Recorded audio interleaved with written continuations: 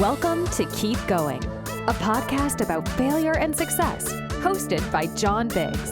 Every week, we talk to an amazing person about a time they failed and what they learned. And remember, when you're going through hell, keep going. Welcome back to Keep Going, a podcast about success and failure. I'm John Biggs. Today on the show, I have Nicki Sprinz, the CEO of ustwo, which is a digital agency. You're also a speaker. You've done a lot of work in AI. So I wanted to welcome you, and I think this is going to be a pretty cool podcast. Well, thanks. So I hope I live up to that expectation. What an intro! I set the expectations high at the beginning. That way we have a constant bar to hit. So why don't you tell us a little bit? Fail together.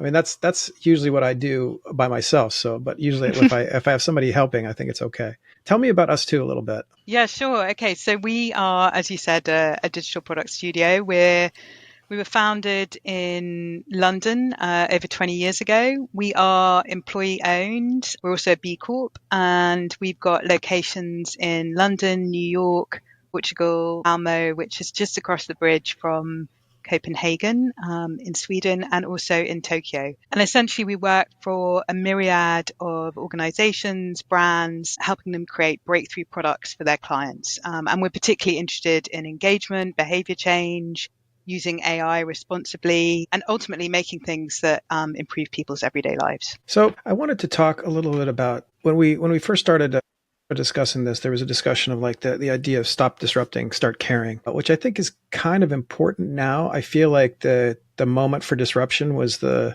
when you had this hard charging sort of startup mentality where you kind of had to build things from scratch. And this is an important idea. Right now, a lone CEO could feasibly get to MVP in a week by themselves using the tools that are available. Back then, in the early 2000s, 2010s, that sort of thing, you were dealing with, you had to get everything from soup to nuts. So in terms of disruption versus caring, talk to me a little bit about that view on innovation and on building new things. I think the ethos actually is a little bit of reaction to the Zuckerberg mantra of move fast and break things. Fundamentally, when you're working in, say, the space of health and wellness, you've got patients, you've got people at the core. And we've got a lot of fantastic innovation. We've got brilliant tech. As you say, you can build those foundations really quickly now. But what actually is needed is empathy, responsibility, thinking about the impact of what you're making, moving more slowly to ensure that you're thinking about those who are harder to reach. If you're working in the healthcare space, it's absolutely essential that you're considering perhaps those who aren't digitally native, for whom digital is inaccessible. How will you create a new service or product that embraces everyone within your target audience? So just moving away from that notion that breaking things and moving at speed is the only way to build products, but actually working in partnership with domain experts, working in organizations, ensuring that you're doing rigorous user research and testing. I guess that in many ways that still feels slightly antithetical to the kind of culture of today, particularly with the rise of AI, where again, things can be made so quickly. And I think from our perspective, it's particularly important in health where adherence is a real issue. You know, you get so much single use of health and wellness products, huge drop-offs because people can't manage, the curation or the constant kind of updating around content, behavior change. Are they logging things correctly? Are they kind of completing sign up and onboarding? So when you're just very meaningful and thoughtful about that process, that's sort of what we mean around stop disrupting and start caring. So how does that expand out to, I don't know, a social media app or I don't know, a game or something like that? I mean, for health, you need adherence. You need people to submit their information correctly. But how do you encourage a more mindful product design phase in something that a lot of people don't think needs a lot of mindfulness? Good question. I suppose the challenge there is what you're designing for. I mean, even with something like Instagram, where they've enabled you to highlight when you want to sleep, but when you're sleeping, when you want to turn off. I think that introduction of that change for me was quite radical in a world of social media where it's constant bombardment and notifications. I think it's about designing to add back in friction. All of going back to a reference around the kind of 2010s was about frictionless design, because we were trying to get people to do new things with new technologies in a new space. And I think now we need to be introducing friction at the right points. And I guess that again would be about caring a little bit more. That might seem initially at odds with kind of top line or shareholder interest, because you want to get people to be doing more and spending more time on your app. But I actually think when we look at the consequences or ramifications of some of the addictions that can arise from kind of our rampant, I include myself here, our rampant social media use, and it's very much on my mind as a parent of two. Whenever I get that weekly alert about my weekly screen time, and I sort of betting with myself, can I reduce it by another 5 minutes each week? People really value when an app is designed and considered in a way that enables you to switch off, opt out, slow down, introduce those moments of friction. Isn't that anathema to what the people who hire you are looking for? How do you convince somebody who's like, I'm going to give you $1 million to make this digital product, and it better suck people in like heroin? Gosh. So I think a lot of people come to us and they say, make us the monument value of something, which is something our game studio, which was born in London, was born out of. But what they were interested in there, though, is like emotional design and engagement. And I think there's two different things here, right? I think you've nailed it there. Like either you're going down the addiction path and like suck me in like heroin, or you're creating something that's engaging. I want to come back to it, but I'm not addicted to it. I have autonomy and choice, and I don't abandon you. I think that's the other component, right? Good, strong engagement is a way of kind of compounding that kind of drop-off rate, which can exist. I download a new app, I play with it once, I abandon it.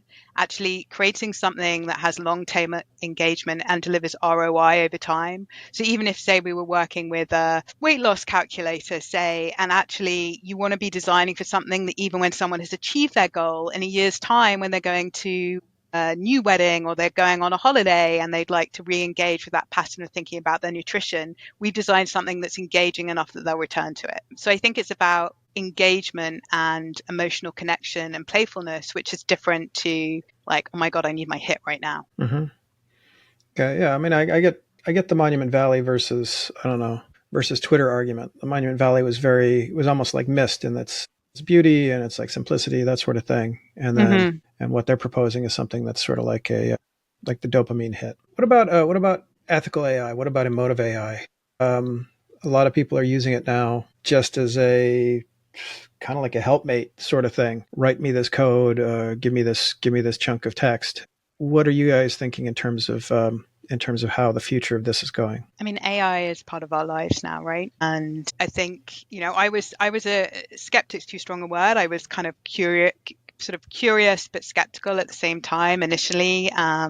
I think there's a huge amount that kind of humans and their own smarts bring to things. And there's a blandness if too much is generated. Like you can spot, no matter how sophisticated the prompts are, you can spot the content that's just been spewed out by ChatGPT, the kind of way things are framed or the particular kind of sentence art and structure. But it's fantastic at efficiencies. It's fantastic about kind of, removing some of the efforts and overheads that we all have.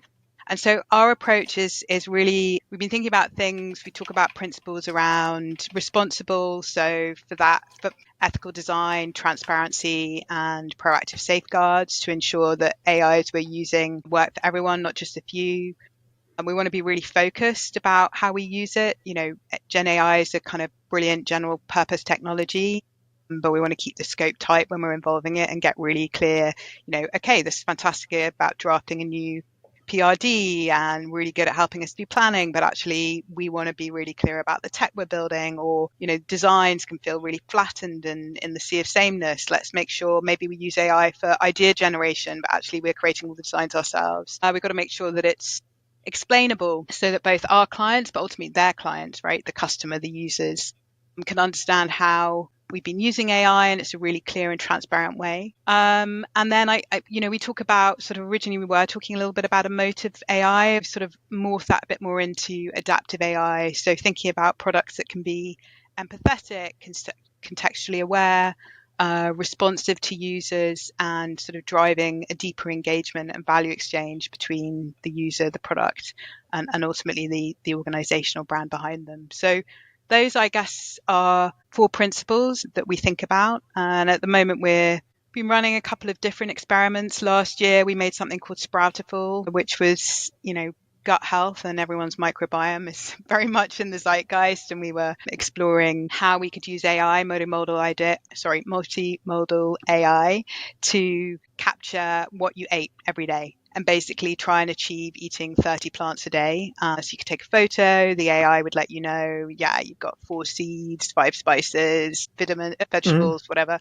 Or you could kind of just say it through voice or chat, whatever suited you. And then it would let you know kind of over the week how you build up your plants. But we also programmed an instance of ChatGPT, which was a kind of behavior change driven coach, working in partnership with a specialist who's around behavior change coaching to help encourage you to make these changes. And it was interesting. We were really trying to solve for the question of, can AI help with this adherence issue and engagement issue? Does it make it easier? Does it remove the friction that we've just been talking about for people who want to kind of log and look at their behavior? And we did find there was a real improvement in our kind of closed beta around people's usage, what they captured, how they kind of changed their lifestyle. And so we're doing another experiment at the moment, going a step further, using AI to experiment with synthetic research, see how effective that can be, using AI only for all of our kind of product prioritization and our tooling and our development. And we're sort of sharing snippets of that as we go. What happens when the AI replaces the logistics of what you all have to do, and you have a team of X number of people, you have entry level folks who are doing the logistics, who are doing sort of like the idea capturing, project management, that sort of thing, and all that's left are kind of like the more experienced people who have these ideas like Monument Valley, who have these ideas like Sproutiful. How do you run a company that way? Does it matter?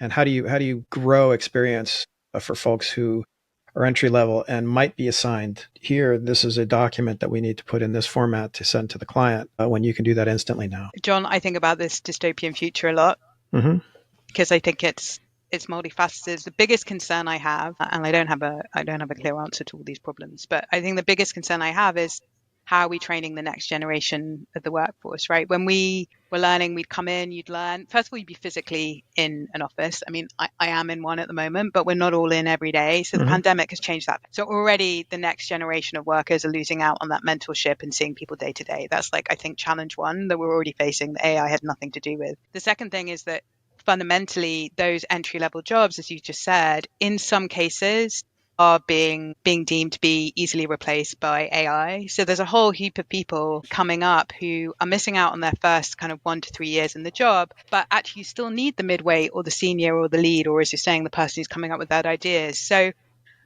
I think in our context, it's probably going to be less that the individuals are replaced, but perhaps as we grow as a company over the next few years, there might be less junior people we're hiring. So maybe we would hire at the same level we are now, even if we're growing overall, if that makes sense. So there'd still be people who have those opportunities, because we fundamentally believe, even if, as I just said earlier, ChatGPT can spit out an email, it's mediocre at the moment, right? It's still lacking humanity and nuance. Even if ChatGPT or, other tools can do brilliant early stage idea generation or insight synthesis, they don't bring the contextual knowledge that the human does. So I believe what's going to change is that AI will be one of our team members. It will be a collaboration tool, but that will be an extension of a great team who already exists. So we'll still have those junior, midweight, senior, and AI will be a partner to them rather than replacing them. At least that's kind of the future I'm planning for, because the alternative doesn't look so great. Yeah, I mean, the alternative is just you in that cubicle. On my own all day. Yeah. I spent enough time in here. Right? Ultimately, a bit like one of the things we've had to navigate around, as I say, the kind of COVID pandemic and changing how we work, is we do a lot of remote work and remote collaboration and working cross hours and cross location, across studios. And we did struggle to find a way to re-enter. I mean, that was, speaking of failures, probably one of the hardest things for us to find a way, like, how do you hold on to a culture that was so in person, but adapted to a remote world. But one of the things we talk about is like idea generation and innovation and solving big problems people need to be together to figure that out. And I think that's still going to be the case, even if AI is joining us in the room. Tell me about a time you had to fire a client. Yeah, I've done that. So ustwo is a really values-led company, and what that means or how that shows up, I think people say that it's really easy, sort of cut my arm and the values kind of run through pretty thick. One of them is be human. And what we mean by that is actually care, treat each other as equals, be open, be honest, don't bullshit.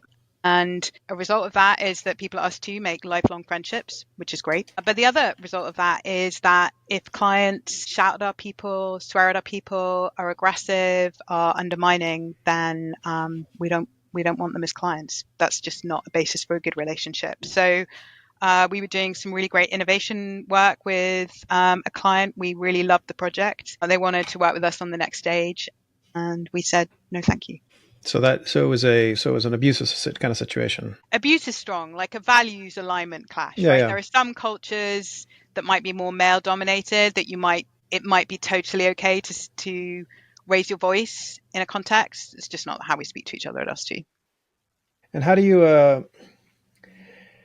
decide when it's time to do that? I think there's a lot of quote unquote service providers, even one person shops, who kind of have to suffer just to get that extra whatever X number of £1,000 of dollars in the door to eat that month. How do you encourage folks to decide when it's time to cut the? We have a role here, which is called delivery coach, and lots of organizations have project managers, but our coaches are well versed, yes, in project management, but they're also really versed in team dynamics. And one of the things they do, they have one-to-ones with team members. They look at how the team is working together, but they also look at how we're working with the client. They try and bring us together as one team. And fundamentally in this particular instance, but it would be in any instance, the team coach was raising that there were issues with the way the client was behaving. They were being unreasonable, the way they spoke to us, the way they spoke to each other. It's a kind of culture we didn't want to be overexposed to. And they escalated that. We talked about it as a leadership team.